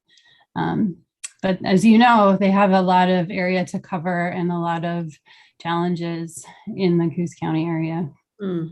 Mike or Rebecca, do you have anything you want to add to that? The only thing I want to add is, unfortunately, the Hinch area is one of those areas that my facility staff, they do daily, regular, patrols of the area, and it is an ongoing issue. We get trailers and garbage and things like that dumped. For example, right after we put the first camera out, we had someone dump a RV down Hinch Road. We got it on video. We got the truck on video, but the video wasn't good enough to identify the license plate. But we report things like that to the county. The county, they pink ticket it and then they, tow it. But like Bree said, the video has definitely enlightened us as to when and how many people are using the Hinch area, like the middle of the night. Like, why are they down there in the middle of the night? They go in at 2 o'clock in the morning and we see them coming out at 4 o'clock in the morning. Kind of makes you wonder. But it's one of those. If are there drug transactions going on down there? Who knows? Unless we have, active, surveillance going on in the area where we could pick, the information up, our staff only works so many hours a week. And I truly feel like the public, those that are, I would say, doing no good or frequenting the area when they shouldn't be, they know our staff's, time on the job, and they do it after hours and on weekends because they know staff are not around. So it's definitely been an issue for us. And I'm not sure how to manage it other than to have someone down there 24/7 or to block off the road. There's so many different things that we've discussed. Bree and I, we've discussed, talking to the county, and do we want to block off that road, or how would we manage it if we do? Because we still want it, active to the public when we're open. We have an active kayak launch down that road, right, that we don't want to, put a gate at the top of the road to block access when people are coming in off the kayaks. You can't pack a kayak that far. So we would have to manage, opening and closing gates based on hours. And it's just a huge management issue. Mike, did you want to add anything? I think you pretty well covered it.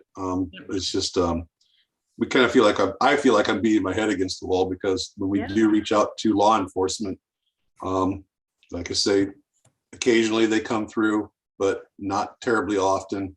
And I've had several conversations where they are just saying they've had their hands full and there's nothing they can do about it. And unfortunately, Hinch Road, I mean, there's a lot of great access down there that the public enjoys, and people do go down there and enjoy being outdoors and walking the trails, but it does really pull in a high element of criminal activity. Mhm. What about, I remember when, because we rebuilt the bridge there, right? Mm, Or- No. So the bridge down there is a county bridge. Oh, that's right. And Bree and we've actually been working with the county and going through the process to put a gate on that bridge, because on the other side of the bridge, there is some county land, but the majority of it is South Slough land, and there's been damage to a wetland area and things like that, people driving off the road, just damaging stuff. So we started that process to put a gate on that bridge. We are hopefully going to be going before the county for a gate hearing, paying the fee to get a gate there, and then have staff who access the area have a key. But it would be closed to vehicle travel from the public, and it would be walk-in access only. So That's hopefully what that will stop some of that, but that's down at the bottom, that's not, at the top of the hill. Right. So also it looks like Jim Burns has a question. I don't know if it's relevant now or not. John, you mean? I'm sorry, John. Yeah, John. You're muted. Okay, how's that? I certainly can appreciate the difficulty and the challenge that you all have trying to deal with this stuff. I mean, even when blatant criminal activity takes place that threatens life and limb, it's very, very difficult to kind of get the response that we all would expect. In fairness to the sheriff's department, they are overloaded. They have no opportunity to take advantage of things.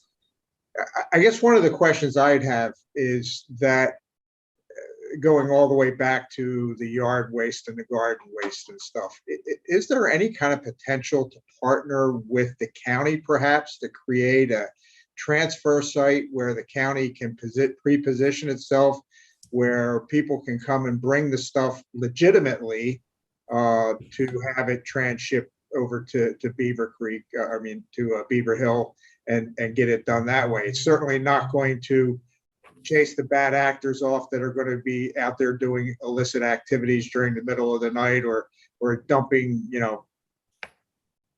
dead trucks and other kinds of things like that. But if there's some way you can maybe isolate different components of this problem, it may be helpful. I'd like that suggestion, Rebecca. Bree. Yeah, I'll respond to that. That's a great suggestion. I've actually been kind of brainstorming ideas out of the box and came up with something similar, that if there's a way we could schedule days with the county that there could be a drop site for trash.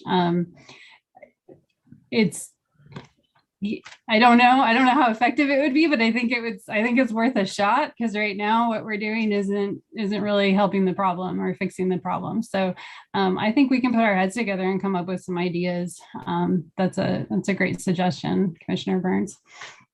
Yeah, I can imagine that things have grown from just the stacks of tires along the road to God knows what being dropped off there. It's just convenient. There happens to be a road there, and I can drive up, and there's nobody to monitor me and my behavior, so I'll do it. Right. And it doesn't cost any money. So, well, it costs us money. So we've actually started tracking the amount of staff time that, our staff's been dealing with this, the amount of how much it costs to do those dump runs and get rid of the material that people are leaving in the reserve. So we're building data because we're a research reserve. That's what we can do. But coming up with these solutions is a little trickier. So we'll keep at it. I'd love to have a sign up in the trees that said, "Smile, you're on Candid Camera." But then you're just going to have them go out and try to find the camera wires. We've had that in the past. When we had some illegal tree theft, we set cameras out. and they were stolen very quickly. So you have to be very stealth and and sneaky where you decide to put them. So Yeah, exactly. Alice, did you have any comments? I saw you came off mute there for a minute. Oh, I was just going to say, as part of that social media campaign that Vicky called out at the beginning, Deborah worked hard on that, and she put in there what scheduled days the city does have free pickups from curbside pickups. And so we are planning on targeting this message again in the lead up to future events, reminding people to keep an eye out for the day that it's, you know, going to be a free pickup day. And hopefully that will help people organize and get that stuff in the right spot. And Deborah also put in a chat message, I guess it was just with me, about the reach that social media campaign had. And it did look like we had 556 through Facebook and 166 through Instagram of people that we reached with that. So people that saw it, acknowledged it, shared it, that kind of thing. And so that social media campaign wasn't on deaf ears, but hopefully we can just expand that to the people who are really doing the detrimental activity. You know, sometimes, like yesterday, I saw they had those little trailers that tell you how fast you're going to get you to slow down. And sometimes they also have messages on them. And so I'm wondering if the county has something like that, and they can put a message out on Seven Devils Road, free trash pickup, you know, on what day when it's coming up, to try to discourage people from heading out there. I don't know, it's a thought. Just more information to get out there would be great.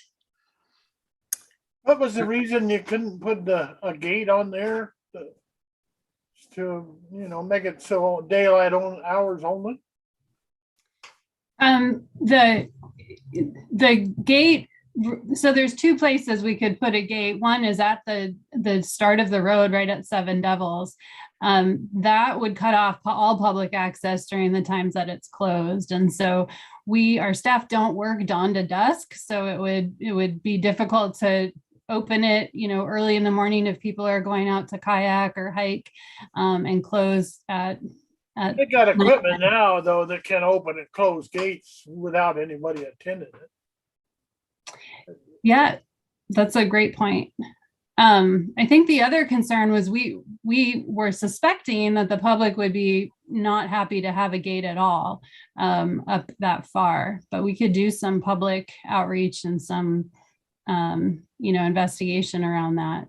The gate at the bridge itself, where we're trying to put it, that's clear at the bottom there. You know, that's access the whole thing. Yeah, it does cut off access to sort of our biggest trouble spots. Is I guess what Mike and Jonathan have noticed is that across the bridge, the road kind of tees into really shrubby tree areas, so people can park back there without being seen. People can dump stuff there, and that's where the most of the cleanup is. So we were trying to target the area with the most impact. Oh, so from the bridge up the hill, there's not a lot of activity in the night? From the bridge out to Seven Devils, there is activity, but there's considerably less dumping in that area. Is that correct, Mike? Is that? From what I've noticed, basically since the pandemic started, it used to be beyond the bridge in the little hidey hole parking spots back there. That was the main problem area. But since the pandemic started, I would say within the last couple of years, it's basically spread throughout the whole road system now. Mm-hmm. And if the gate goes up on the bridge and they can't get across, they'll just dump it somewhere else. On that road. So yeah, it's interesting, Chief. I hear what you're saying, and I'm hoping that working with the county, we can come up with some solution that is beneficial. That's all county road all the way down to the bridge? It is. So yeah, I guess that's the other big thing is that it is the county, it's a public right of way, it's a county road. So the county would have to be okay with closing that with a gate. So I could explore that option. In the past, I've been told if we were to gate that at the road at Seven Devils, then we essentially would have to take ownership and maintenance of the entire road onto our budget and our staff. If we had a gate that could open and close automatically, I don't know if that changes things. If we were able to fund, installing that gate. All right, well, we'll look forward to further conversation about this. And I can't wait for John Sweet to join our meetings. Thanks for the discussion on this. Commissioner Burns, you still have your hand up. Did you have more to add? Well, it looks like he may be frozen, actually. Nope, he's unfroze. Commissioner Burns, did you have more to add? Your hand's still up. No, I don't. I just am technologically challenged. Oh, we all are at one point or another. Okay, great. Well, we're going to finish up with a report from the Friends of South Slough. And I want to tell you that we're so excited because Christine Moffat has put her name in to be on OOST, which is, she can tell you what that stands for because it's a lot of words in that acronym. And it's before the land board Tuesday, the 14th, next Tuesday. And I had my meeting with the land board assistants earlier this week or last week. I can't remember where I'm at or what day it is, but I talked about you and I just spoke the world about Christine Moffat and how she's been so helpful to us on the South Slough. And Christine, I don't know where you find the time to do all those things that were in your resume. But anyway, let's talk about FOSS and what's happening. Sure. Yeah. Thank you for the introduction. We'll see. The Oregon Ocean Science Trust is really an impressive opportunity that has been put out in terms of trying to garner more support for important research related to climate change and especially ocean acidification. So we're pretty excited to join that. I have followed their work and I'm glad to be able to help with that. The report today, and when you retire, I guess there's several options, but I'm very blessed that I have been able to move back to the coastal environment, and it's in my blood to try to do what I can to improve the stewardship of it. So with the Friends of South Slough has been fairly quiet in the last couple of years because we were known for running a bookstore and helping with stewardship. And so we have spent that time rethinking how to be more strategic about how we put our volunteer time together and how we support the South Slough team. So one of the things that comes into the land acquisition, and it was because of our efforts to kind of rethink what the Friends group could be, we were provided with funds that we are going to pass over to that land acquisition, the $25,000. So that came really from another group, the South Coast Land Conservancy, that decided that they would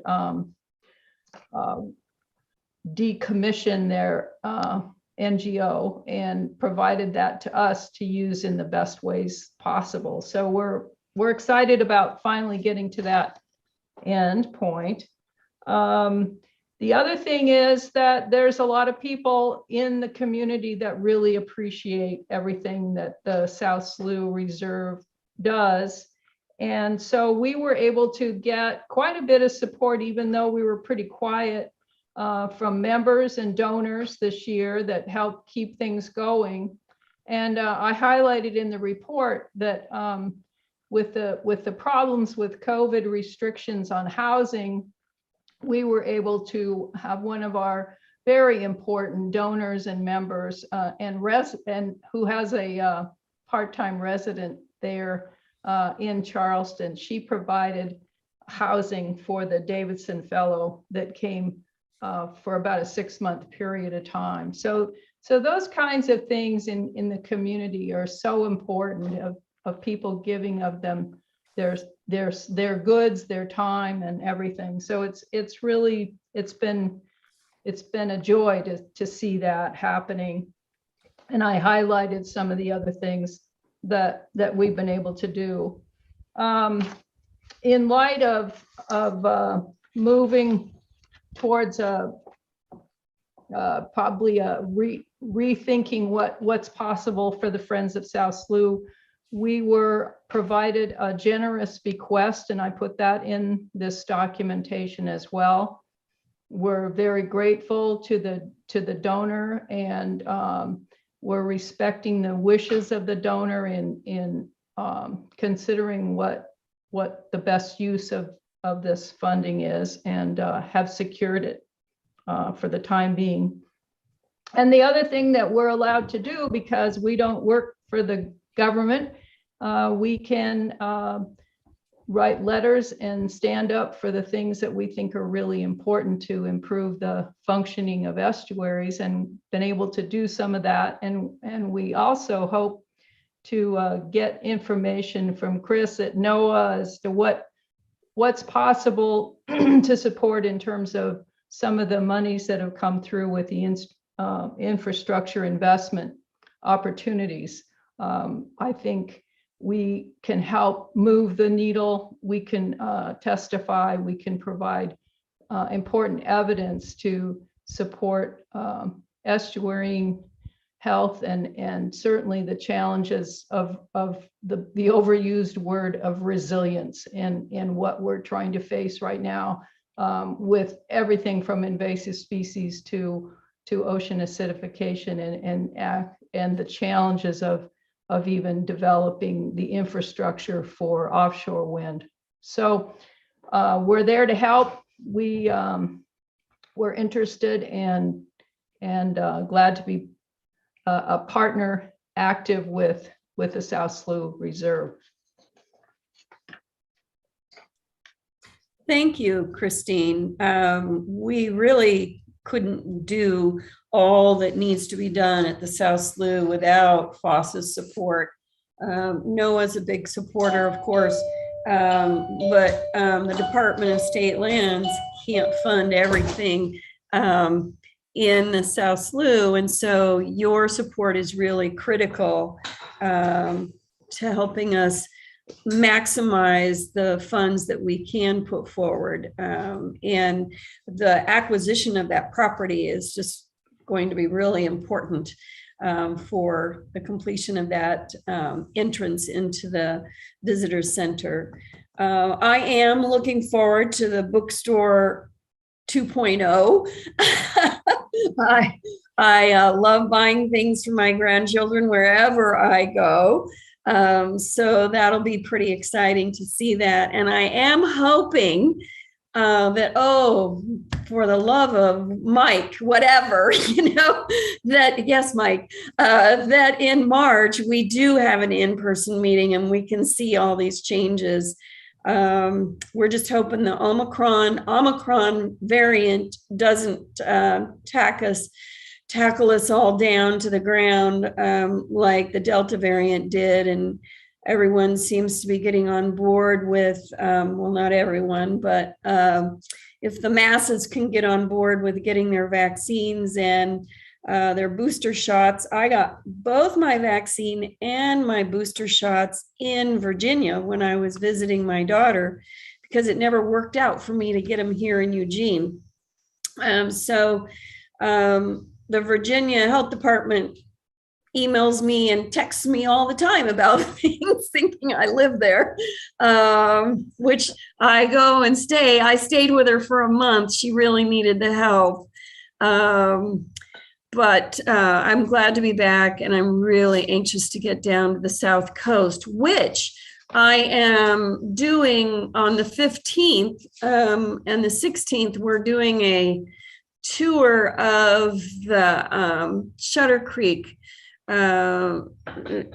facility that used to be used for a minimum security prison. And we're going to look at that for potential use for the Elliott State Forest Project. So it'll be nice to get back down in that neck of the woods. Again, Christine Foss is great. Looking forward to what you have planned for fundraisers this year. Are you still planning on doing your musical event in the summer? Yes, we're actually programming that very soon. We're going to be getting a hold of Kathy and Rebecca, trying to reserve something in the auditorium there. So looking forward to that. Great.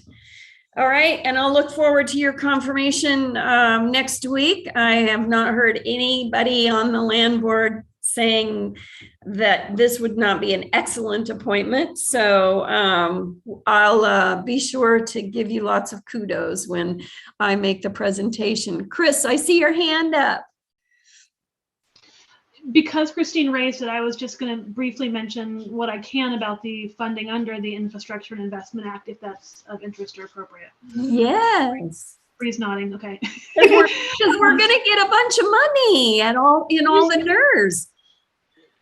In all sincerity, a lot of us who are working with this funding coming in are really reflecting on this being sort of once in a generation funding influx and opportunity for our country, and in particular for this field that so much of us are interested in coastal and estuarine management. Some really huge and significant opportunities, and we know it's not without a massive amount of work and effort that we have to jump on it anyway, but it really is sort of this amazing, unique opportunity with the incredible influx of funding. So Bree's received this information from our office already, and I'm presuming I shared it with some of you, but for the benefit of the commission, there is money that came specifically to our office in NOAA that's going to be made available to the National Estuarine Research Reserves and the Coastal Zone Management Programs in each state as part of the national program related to primarily restoration, restoration planning, design, and engineering, or planning, engineering, and design, however you want to say that one, and coastal land conservation. And that can be acquisition of easement or fee title to lands. This is 5-year money, and that's all that's been promised. But hey, that's more than it's more than we can get on a normal annual appropriation cycle. So this is in addition to whatever might be coming through annual appropriations that are funding the reserve and everything else. This is the special money for 5 years. Most of it we're going to be running competitively. There will be a small amount provided to each reserve or coastal program non-competitively, just to support capacity issues. But most of the funding is going to be made available competitively under these 3 categories of eligibility. I've actually been heavily and actively involved in drafting the funding opportunities right now. We're hoping to get them out and published in January. We're doing a letter of intent process. We're asking folks just to do a shorter description of the project proposal up front, so we're not having people put in so much time to a full application. We'll review letters of intent and then invite full applications from the top ranking ones. And we're going to be offering a webinar, informational webinar, hopefully before the holidays, mid-December, which is rapidly sneaking up on us. We just have to get as much of the clearance from our legal folks as we can about how this is going to be structured before we can share all the details. So Bree, you'll certainly hear about that, and you can share it with whoever is appropriate once we're able to pick those webinar dates and publish it. But if there's any questions, I'll answer what I can. But it is going to be primarily reserves being the main applicants, or designated sort of official partners, and that's being defined on what that would be. But certainly there can be partner help, but it might be the reserve submitting the application with others, getting funded or doing the work behind the scenes. But that's how the money was directed towards us within the infrastructure. Yes, I think the amount wasn't the amount 20 million. It's funny because I have the CZM, the Coastal Zone Management amount in my head, which was 207 million over 5 years. Bree, help me out because I'm forgetting what the reserve specific amount was, but 70 something. 77 million. 77 over 5 years. Yes. And roughly, I think the goal is to have roughly the same amount per year that would be issued. Yeah, so I think we're looking at roughly 15 million a year that will be competitive for the reserves specifically. Awesome. That is so exciting. And for those of you who did not see in the news, let me update you that Pembina and the Jordan Cove project is officially dead. Pembina asked FERC to withdraw all of their applications, and they cited the fact that they could not get approval permits from the CZMA and other state permits. So the Coos Estuary is safe once again. And I know there was a lot of concern from people in the community and landowners all along that 235-mile plus route that it was going to impact their land. And so that project is now off the table and not even on the horizon for anyone in the future. Okay, so I think that's it for now. Bree, did I miss anything? I think the only other thing is just a reminder of our next meeting is in March, the third Thursday from 1 to 4 p.m.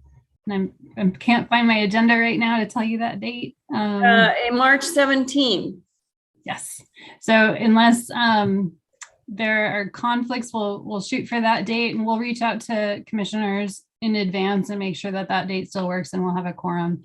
And we'll be bringing back to you some information on the hunting agenda item. Okay. Does anyone else have anything for the good of the order before we sign off? I was thinking about that pole barn bid.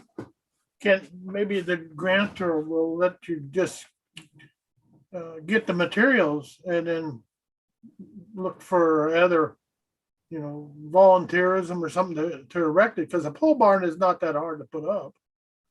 Yeah, that's actually been one of the discussions we've had. If this current recruitment doesn't come up with a quote that needs to fit in our budget, we were actually looking at just purchasing the kit and having it on site, and then having the next step be, working with volunteers or having a good old barn raising, whatever you want to call it, to get it up. So yeah, we've already considered that, and that is probably, depending on what happens next Monday when our quotes come in, that might be the next step. Staff put up the 2 yurts when we bought them years ago. Yep. Oh, see, this could be a community thing. Chief, you're on to something. You should show us your puppy since he was being noisy. Whose pup? It's not my puppy. Whose puppy is that? My puppy just got home and he's got a bone he's chewing on. Oh, good. Yeah, I have to do that when I'm on call sometimes. Otherwise, he comes up and starts nibbling on my knee and wanting me to feed him something or play with him. But my husband took him out and they're back now.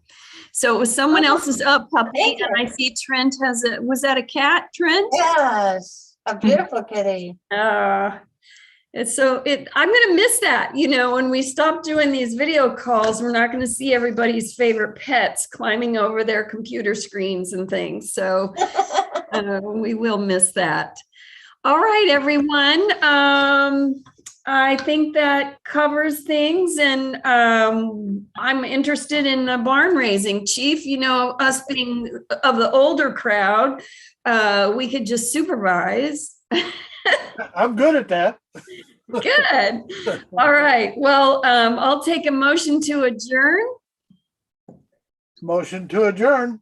And do I have a second? Second. Okay, Mia seconded that. It's not debatable. All those saying aye, say aye. All right. Aye. Anyone opposed?